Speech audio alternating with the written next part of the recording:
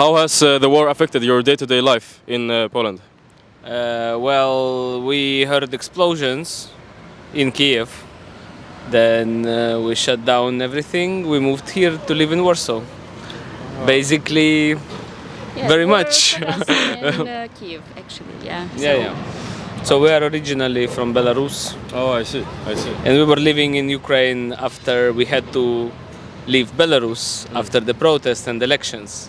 So it's our second migration in 2 years. Yeah. I see. Okay. So, what do you think about the tensions between Belarus and Poland? Well, man, I think the wall is on the way. The Belarus, like Russia, they will just close, be closed as much as possible, and it's gonna be worse and worse. So we are probably at the closest moment of the closing of the border, and that's pretty real. I see. How has your opinion of Ukraine and the Ukrainian people changed from before the war till this point? We pretty much changed with them, and this country is very united, and the nationalistic vibe is very strong, but it's the only one way to fight against Russia, and the war is not national freeing now.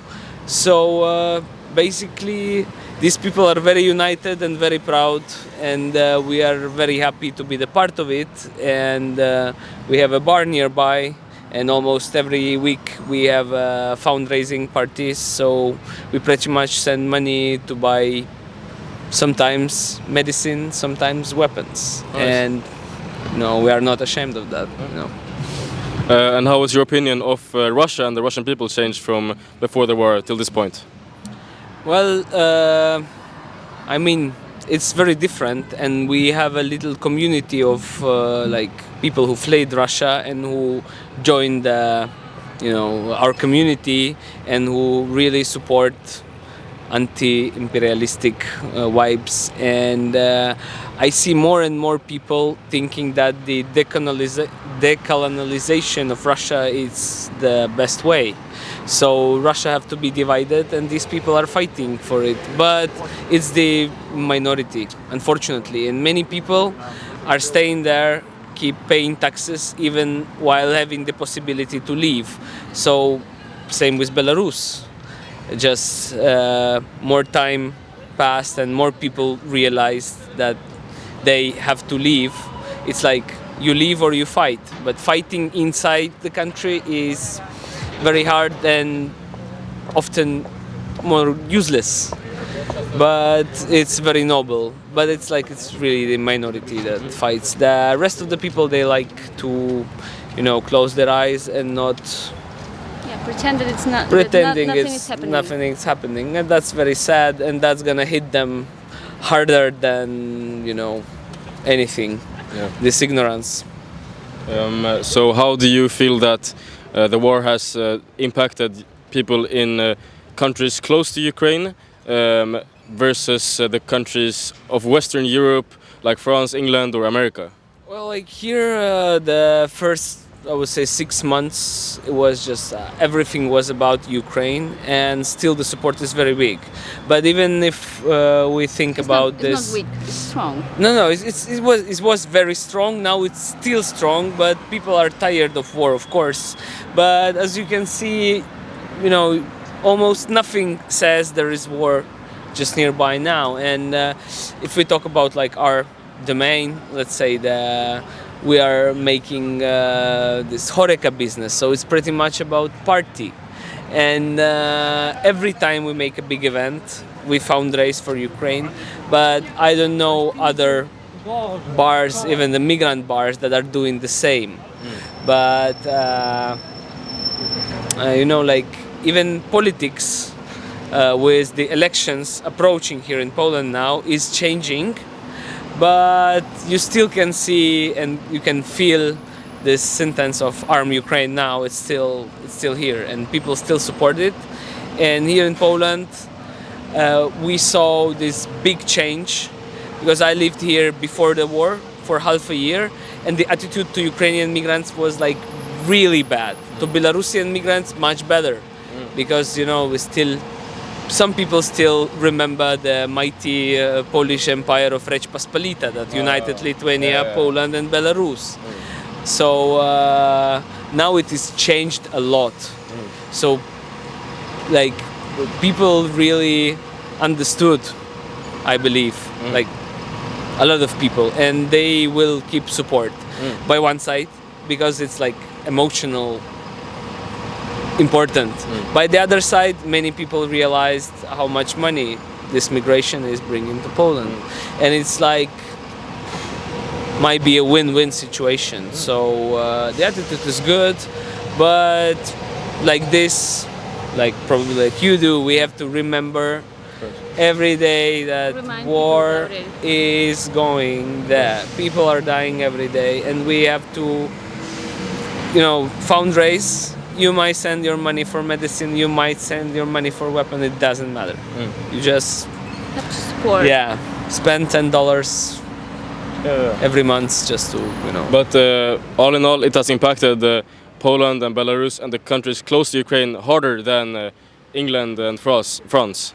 Of course, that's just evident. But like, if you compare the migration wave from Ukraine and Belarus, if we talk about big cities and like young hipsters just like us from Kiev, they are going not to Warsaw, they are going to Berlin, they are going to Paris, Amsterdam, Sweden a lot, Norway a lot, Canada a lot. Like if we're talking about like migration wave from Belarus, it's mostly Poland, because the Poland is the last country that gave the permissions to leave to Belarusian political refugees, even sometimes even more than they should.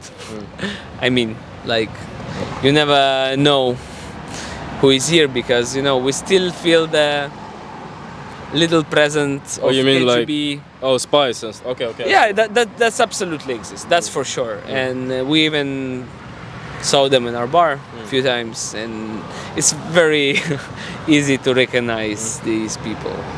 They're wearing a bad shoes, cheap and strange. Well, that's like 80% joke, 20% truth. I understand. Yeah. So, like, if we're talking about smaller cities of Ukraine, the migration wave to Poland is really huge, and it's like more working class people that are staying here. And I don't know, it's like, it's a good place to be right now. And Poland is also changing a lot.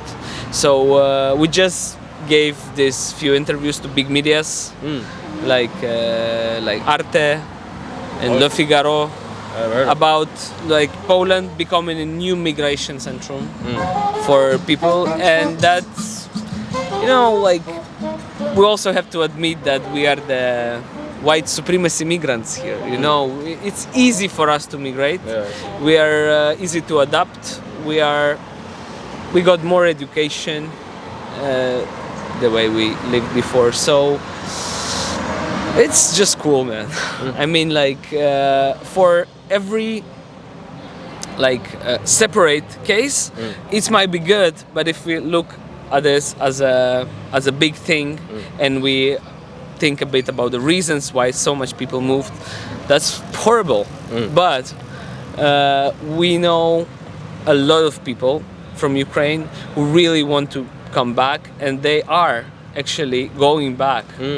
And I just spoke with my friend like half an hour ago, and like 1st of September she's going back to Kiev to live under the bombings, but be more happy with her friends around. But for us, there is no coming back. If we try to go home, we'll be in jail, like while trying to cross the border. So our new beautiful life is here, and like, to end it up, we have this joke.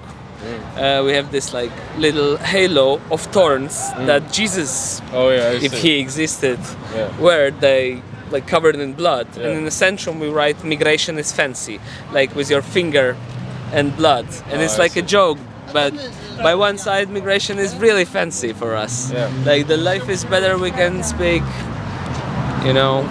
what we think, even at the street. But By the other side, it's very sad and it's really complicated sometimes, I understand. especially emotionally for many people. Probably not for us, because For for us us too. but we see more opportunities than like problems in this. Yes. Okay, at least I see.